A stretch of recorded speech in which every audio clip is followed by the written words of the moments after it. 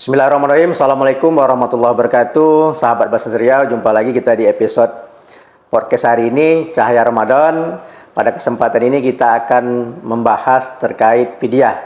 Bagaimana cara penghitungan fidyah, kemudian kapan waktu untuk membayar fidyah. Saya Idris yang akan memimpin podcast pada kesempatan hari ini. Pada kesempatan podcast ini kita akan ditemani tamu istimewa, pimpinan Basnas Provinsi Riau, Bapak Dr. Yahanan MSc. Assalamualaikum, apa kabar Pak? Waalaikumsalam warahmatullahi wabarakatuh. Alhamdulillah sehat walafiat. Alhamdulillah. Bagaimana puasanya Pak hari ini Pak? Alhamdulillah berjalan dengan baik. Mudah-mudahan diterima oleh Allah Subhanahu wa taala. Amin ya rabbal alamin. Ya, kita doakan juga mudah-mudahan sahabat Basnas dalam menjalankan ibadah puasa diberikan kelancaran ya Pak ya. Amin amin. Baik sahabat Basnas, ini ada pertanyaan Pak, bagaimana pelaksanaan fidyah dan kapan fidyah itu akan dibayarkan Pak? Oke, bismillahirrahmanirrahim. Assalamualaikum warahmatullahi wabarakatuh. Waalaikumsalam warahmatullahi wabarakatuh. Alhamdulillah, wassalatu wassalamu ala rasulillah amma ba'du. Fidyah terdapat dalam Quran surat Al-Baqarah surat kedua ayat 184. Di mana dalam ayat tersebut Allah Subhanahu wa taala berfirman, A'udzubillahi minasyaitonirrajim. Bismillahirrahmanirrahim. Wa 'alal ladzina yutiqunahu fidyatun ta'amu miskin.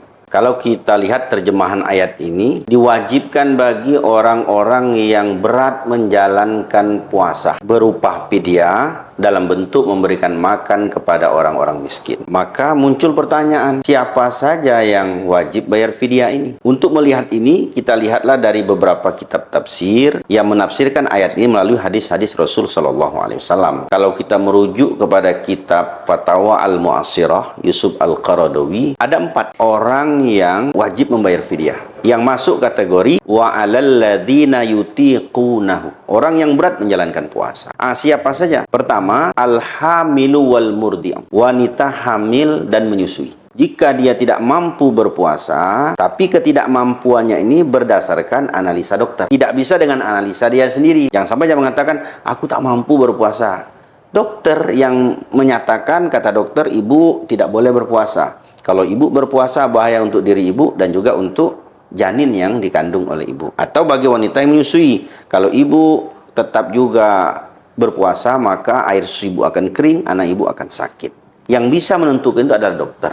Lalu yang kedua, siapa lagi? Asy-syaikhu wasyaikhah, orang tua renta, kakek-kakek, nenek-nenek yang sudah lanjut usia, entah 70, entah 80 tahun ke atas, fisiknya sudah lemah. Jangankan mau berpuasa logikanya, makan saja mungkin dia sudah tak kuat lagi. Orang seperti ini yang dipaksa berpuasa. Hukum memberikan keringanan, cukup dia membayar fidyah. Kemudian yang ketiga, al-maridul ladzi la yurja bara'uhu, orang sakit yang tidak ada harapan sembuh. Artinya memang sakit menaun, sudah 10 tahun kena stroke, sudah 8 tahun, sudah 4 tahun. Bagaimana dia mau berpuasa? Sementara obat mesti masuk terus. Karena tidak ada harapan sembuh, maka masuk Ramadan, boleh dia tidak berpuasa, kewajiban dia mengganti dengan fidyah. Kemudian yang keempat, al-ummalul masyaq, pekerja berat. Kalau ada orang bekerja berat, misalnya kuli bangunan yang mesti memanjat sampai lantai 2, 3, 4, mengangkat barang berat-berat, tak mampu dia berpuasa, maka boleh dia tidak berpuasa. Bahkan di bulan setelah Ramadan harusnya dia mengqadha. Tapi karena itu pekerjaannya, kalau dia berhenti bekerja, tak makan anak bininya. Maka orang pekerja berat yang itulah pekerjaannya bisa untuk mencukupi hari itu dia dapat, hari itu juga dia habis. Di bulan selain Ramadan itu juga rutinitasnya pekerjaannya. Maka syariat memberikan keringanan, cukup dengan membayar fidyah. Maka 4 orang ini, kalau untuk pekerja berat ini boleh di malam hari dia berniat, lalu dia makan sahur, lalu di jam 9, 10 tak tahan lagi, boleh dia berbuka. Nanti dia bayar fidyah. Nah, kapan membayar fidyah ini? Berdasarkan syariat itu membayar fidyah ini kalau sudah masuk bulan Ramadan. Artinya kalau sebelum masuk Ramadan tidak boleh membayar fidyah. Masuk dulu Ramadan, karena syarat fidyah itu masuknya Ramadan.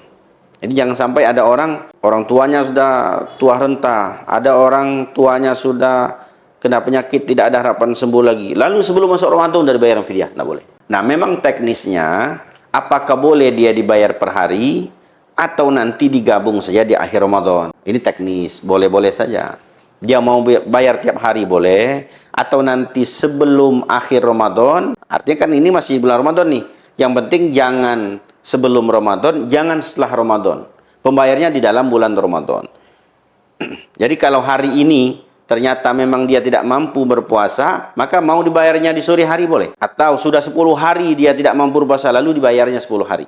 Tapi kalau nanti ternyata di hari ke-11 dia mampu berpuasa, ya tidak ada masalah. Berarti dia hanya membayarnya 10. Yang penting dia mesti masih berada di bulan suci Ramadan. Nah, mau dia bayar per hari atau nanti diglobalkannya berapa hari yang dia tertinggal, maka tidak ada masalah. Jadi nanti di akhir Ramadan, ternyata orang tua saya ini nampaknya 30 hari. Tapi kalau dia orang sakit menaun kan, udah tahu kita ini tak akan bisa berpuasa. Masuk Ramadan langsung dibayarnya untuk 1 bulan. Tidak ada masalah. Ya kan? Kalau pekerja berat tadi, itu jangan-jangan dia hanya dapat bekerja hanya 20 hari. Ternyata hari 21 sampai terakhir, dia tak ada bekerja, dia bisa untuk berpuasa. Nah, maka berarti yang dia bayarnya 20. Tapi kalau sakit menaun, orang tua renta, atau wanita hamil menyusui tadi, ini memang boleh. Masuk Ramadan, dia bayarkan fidyahnya. Aku tak akan sanggup berpuasa selama sebulan. Lalu dia mau membayar di akhir, tidak juga jadi masalah. Di akhir nanti dia bayar juga. Ini teknis saja. Baik, sahabat Basnas Riau, terima kasih kami ucapkan kepada pimpinan Basnas Riau, Bapak Dr. Yahanan, yang telah memberikan ilmu yang luar biasa untuk episode kali ini terkait tentang fidyah. Sahabat Basnas Riau yang ingin membayarkan fidyahnya, silahkan melalui Basnas Riau. Kita juga menerima zakat, infak, dan sedekah. Saya Idris, host pada kesempatan ini, mohon undur diri. Terima kasih. Wassalamualaikum warahmatullahi wabarakatuh. Waalaikumsalam.